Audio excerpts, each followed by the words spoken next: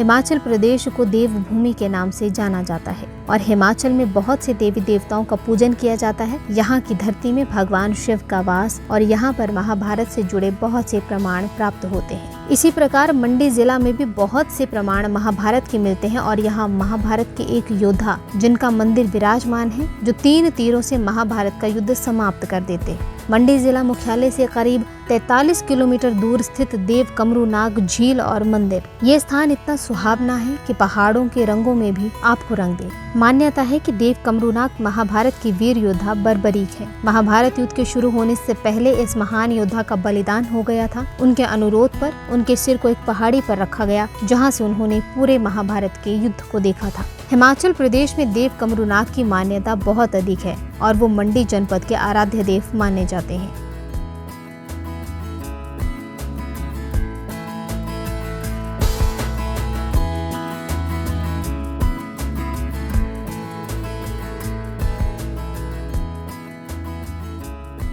मंडी में प्राचीन परंपरा का निर्वहन आज भी किया जाता है।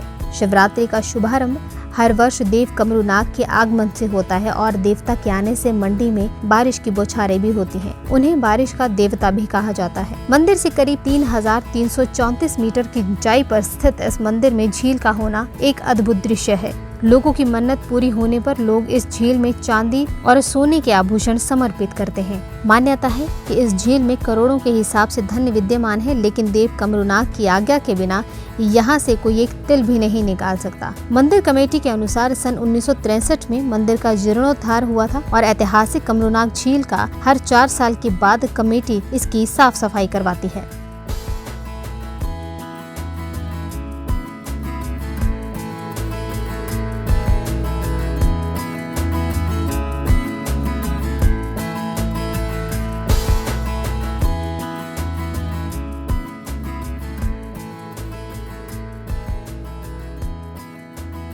श्री देव बड़ा कमरूनाग जी का मंडी जनपद में और इसके साथ लगे क्षेत्रों में बहुत ज़्यादा महत्व है। श्री बड़ा देव कमरूनाग जी को मंडी का आराध्य देव माना जाता है और मंडी शिवरात्रि जो अंतर्राष्ट्रीय महोत्सव है वो उनके आने से ही शुरू होता है। श्री देवता जी के इतिहास के बारे में कहा जाता है कि महाभारत से वो ताल्लुक़ रखते हैं और उनको बर्बरीक से भी जोड़ा जाता है, खाटू श्याम से भी जोड़ा जाता है और कहा जाता है कि महाभारत के दौरान जब वो युद्ध क्षेत्र के लिए अग्रसर हुए तो स्वयं भगवान कृष्ण ने उनके समीप जाकर उनको कहा कि आप युद्ध में ना जाइए और उनकी परीक्षा भी ली। और जब भगवान ने उनकी परीक्षा ली और कहा कि आप किस प्रकार से युद्ध का जो है वो वातावरण बदल सकते हैं, तो उनको वरदान प्राप्त था कि वो जिस भी पक्ष से खड़े होंगे, वो पक्ष हार रहा होगा तो वो जीतना शुरू हो जाएगा। ये उनको वरदान था और श्री कृष्ण जानते थे कि महाभारत के युद्ध में यदि बड़ा देव कमरूनाग जी का पदार्पण होता है तो अवश्य में जो है वो कौरव जीत जाएंगे। और उन्होंने जब परीक्षा लेने के लिए उनसे कहा और कहा कि ये जो पीपल का वृक्ष है इसके सभी पत्तों को आप बींधेंगे, तो एक तीर से भगवान जी ने जो है एक पत्ता अपने पैरों के नीचे छुपा लिया।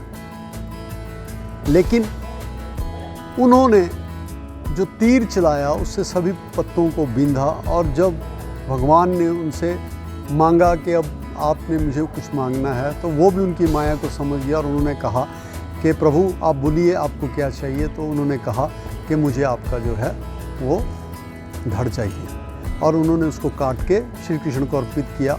श्री कृष्ण ने जब पूछा कि आपने इतना बड़ा त्याग किया, आपकी क्या मनोकामना है, क्या इच्छा है, उन्होंने कहा कि मैं महाभारत का युद्ध देखना चाहता हूँ। मैं देखना चाहता हूँ महाभारत के युद्ध में क्या हुआ और क्या होगा। और उनके धड़ को महाभारत में कुरुक्षेत्र में बोलते हैं एक दरख्त के ऊपर लगाया गया और कहा जाता है कि जो भी पक्ष हार रहा होता था तो वो वृक्ष समेत जो है इतने ऊपर फुट पे चले जाते थे, इतने वो ताकतवर थे। और वहाँ से भी उन्होंने सारा दृश्य जो है वो महाभारत के युद्ध का देखा। और अंतिम क्षणों में जब अर्जुन जी को अभिमान हो गया कि युद्ध मैंने जीता है, मेरे कारण जो है महाभारत जीते। तो श्री कृष्ण जी ने ज्ञान देने के लिए कहा कि एक व्यक्ति है, एक महात्मा है, एक जिन्होंने पूरे युद्ध को देखा है। वो सभी पांडवों को उनके समक्ष ले गए और पूछा कि महाभारत के युद्ध में क्या हुआ। तो बर्बरिक महाराज जो कमरू नाग जी हैं, खाटू श्याम जी हैं, उन्होंने कहा कि ये जो युद्ध था वो सिर्फ केवल मात्र सुदर्शन चक्र पे लड़ा गया और प्रभु मैंने तो आपकी ही माया देखी। इस सारे युद्ध में मैंने हर एक व्यक्ति में श्री कृष्ण को ही देखा है और यह युद्ध जो है वो आपकी बदौलत जो है, आपके द्वारा जो है वो पांडवों द्वारा जीता गया। और भगवान जी ने कहा कि अब आप क्या चाहते हैं कि आपको, उन्होंने कहा कि अब मुझे उस जगह स्थापित किया जाए जहाँ पे मैं रह सकूँ।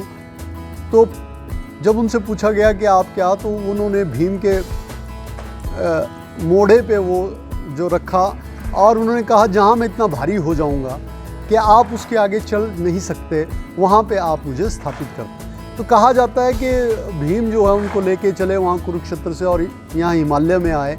और ये भी एक किंवदंती है कि एक दफ़ा जो है वो धड़ जो है छूटा और ये जो नलसर है, बल में नलसर है, उस तालाब में वो चले गए, उनका धड़ चला गया। और वहाँ बोलते हैं वहाँ भी कमरूनाग जी का स्थान है, बर्बरिक का स्थान है। फिर वहाँ से निकाल कर उनको फिर से रखा गया और चलते चलते जब वो कमरू की पहाड़ियों पे, कामरू की पहाड़ियों पे पहुँचे तो वहाँ वो इतने भारी हो गए कि उसके आगे जाना संभव नहीं था और वहीं उनको स्थापित किया गया। सारे जनपद में सभी जो दूर दूर से लोग जो हैं उनके दर्शनार्थ आते हैं, अपनी मनोकामना को पूर्ण करने के लिए आते हैं। और शिवरात्रि के महोत्सव में भी वो कहीं नहीं जाते, वो सिर्फ शिवरात्रि से एक दिन पहले आएंगे, वो राज माधव जी के प्रांगण में मिलेंगे। उसके बाद वो भगवती के टारना श्यामा काली के मंदिर में जो है वो पीछे जहाँ माता का मंदिर है उसके बैक साइड में वो 7 दिन वहाँ पे रहते हैं, वहाँ से पूरे कार्यक्रम पे नज़र रखते हैं। और अंतिम दिन वो राजराजेश्वरी के बेड़े में देवी देवताओं से मिलन करते हैं। उसके बाद अब जो है वो कुछ देर सेरी चांदनी में वो बैठते हैं, लोगों के दर्शनार्थ बैठते हैं और उसके बाद वो चले जाते हैं। और जब वो अपने क्षेत्र से चलते हैं, ये तो हमें भी देखते हुए बड़ा समय हुआ, तब भी बारिश होती है, जब उन्होंने वापस जाना होता है तब भी बारिश होती है। और पैदल ही वो अपने सारे यात्रा को, उनके जो लोग हैं, जो पुजारी गण हैं, वो तय करते हैं। और विभिन्न प्रकार से लोगों का जगह जगह जो है उनका ठहराव होता है, जो उनके निश्चित स्थान है और लोग उनका मान सम्मान करते हैं। श्री देव कमरूनाग जी की बहुत ज़्यादा मान्यता है। कहा जाता है कि इनके 7 बेटे हैं, 7 टिक्के हैं जो सत्यबाला कामेश्वर के नाम से विख्यात हैं। बड़ा बेटा जो है इनका यहाँ सिरा साइड है, बन्यूरी बाला कामेश्वर इनका बेटा है। और सत्यबाला कामेश्वर, देव सत्यबाला कामेश्वर जिसके हम भी पुजारी हैं, वो उनके सबसे छोटे बेटे हैं। और कहते हैं कि जो भी निर्णय किन्हीं भी भाइयों के पास नहीं होता न्याय का, वो निर्णय श्री देव सत्यबाला कामेश्वर जी के प्रांगण में किया जाता है। ये श्री देव कमरूनाग जी का सारा वृतांत है। हम पुनः देव के समर्पित आपके समक्ष इसको रख रहे हैं। देवता की जय।